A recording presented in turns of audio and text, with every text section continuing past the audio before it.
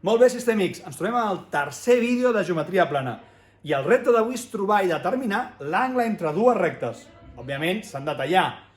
I, òbviament, no farem servir un transbordador. Treballarem amb els coneixements trigonomètrics del tema anterior. Si voleu recordar alguna cosa, mireu la descripció. I recordeu, doneu-li el like, seguiu-nos i després fes deures. Si voleu passar una estona veient com algú juga un videojoc d'aquests que us agraden, us recomanem un canal de Twitch, el de Gufolov. Ens veiem ara. Bé, doncs, si estem buscant l'angle entre dues rectes, la primera cosa que haurem de trobar és l'angle de cada una de les rectes. Per què anem a buscar o com trobem aquest angle?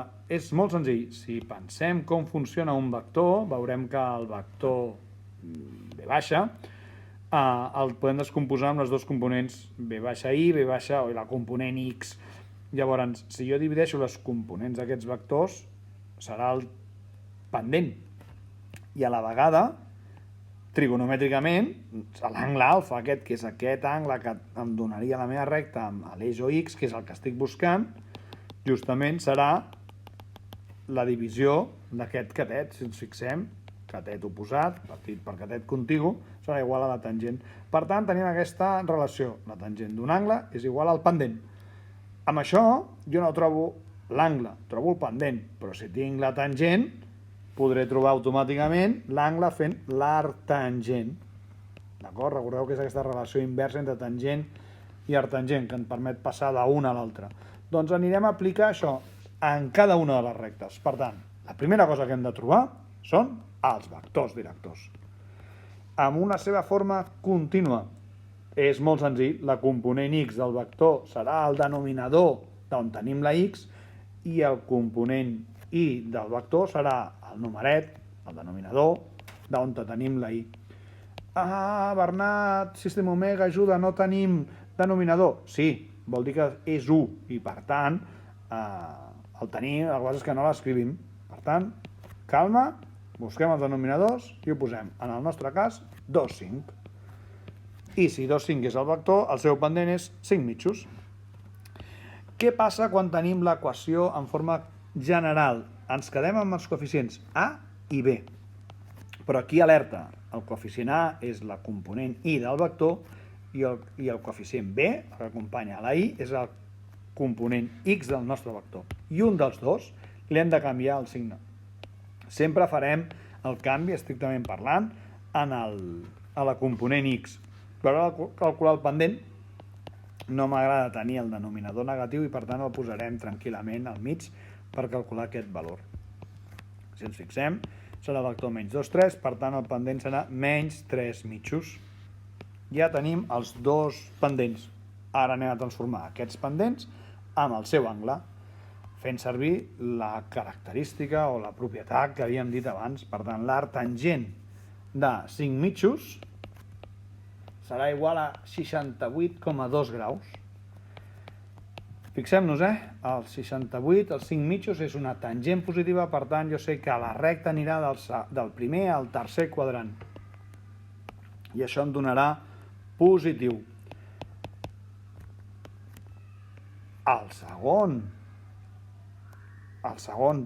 segona pendent m'ha donat negativa, la tangent també em dona negativa. Això vol dir que passarem del segon al quart quadrant. I per tant l'angle obligatòriament ha de ser més gran de 90. Això és important. I ara veurem per què. Perquè un cop calculo el meu l'arctangent, jo faig el de sempre, farem arctangent d'aquests menys 3 mitjos, a l'hora de donar-li el càlcul, em donarà un angle negatiu. Em diu que és menys 56 amb 31 graus. Si som dels que acceptem tot el que em diu la calculadora, estaré molt content, hauré trobat un angle negatiu. Però en realitat m'està donant aquest angle d'aquí. I jo no estic buscant aquest angle d'aquí entre OX i cap a baix. L'estic buscant cap al costat positiu, aquest marcat amb alfa R. Per tant, com trobem alfa R? Fem 180 i estrictament parlant menys 56,31 o senzillament li restem el 56,31 i ens quedem tan amples. I això ens donarà que val 123 amb 69 graus. Fixem-nos que ja ens ha donat més gran de 90. Per què vull aquest angle i no vull l'altre? Perquè si no, no trobaria l'angle entre les dues rectes. Estaríem trobant un angle estrany que no m'aportaria gaire cosa. Si fem així un dibuix molt esquemàtic, òbviament és orientatiu. Anem tranquil·lament del primer al tercer quadrant, del segon al quart, i jo estic buscant l'angle, he trobat, estic buscant aquest angle omega entre aquestes dues rectes. Doncs, si trobo l'angle alfa i he trobat l'altre angle alfa, que veurem que és molt més gran, puc fer la resta i l'espai entre tots dos és aquest angle omega. Si treballés amb aquell menys angle és que no sabríem què estem fent. No trobaríem aquest angle i seria realment complicat.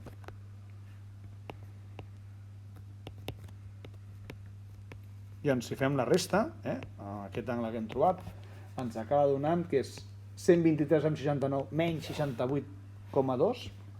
Recordem, sempre en positiu aquests dos, i ens acaba donant aquest 55,49. Per tant, l'angle alfa, i sí, estem fent publicitat, val 55,49 graus. Bé, doncs, ja hem vist que la clau per resoldre aquest problema passa per trobar els vectors directors de les rectes. Recordem, forma contínua, en els denominadors tinc el meu vector director, el que va amb la i el que va amb la x, i amb l'equació general, o amb la forma general, justament els hem de creuar i canviar un dels signes. Amb això trobem el pendent, i el pendent és igual al tangent. Nosaltres no busquem la tangent, el que busquem és l'angle. Per tant, senzillament farem l'arctangent, tal com vam veure en els vídeos de trigonometria, i trobem els dos valors. Però què hem trobat exactament? Trobem l'angle de la recta amb l'eix o x. Per tant, trobarem aquest angle alfa, trobarem l'angle alfa de la recta R, i per trobar omega, òbviament, que és l'angle entre les dues rectes, senzillament hem de fer la resta. I com diu el mestre, siempre hipotenusa, nunca catetos.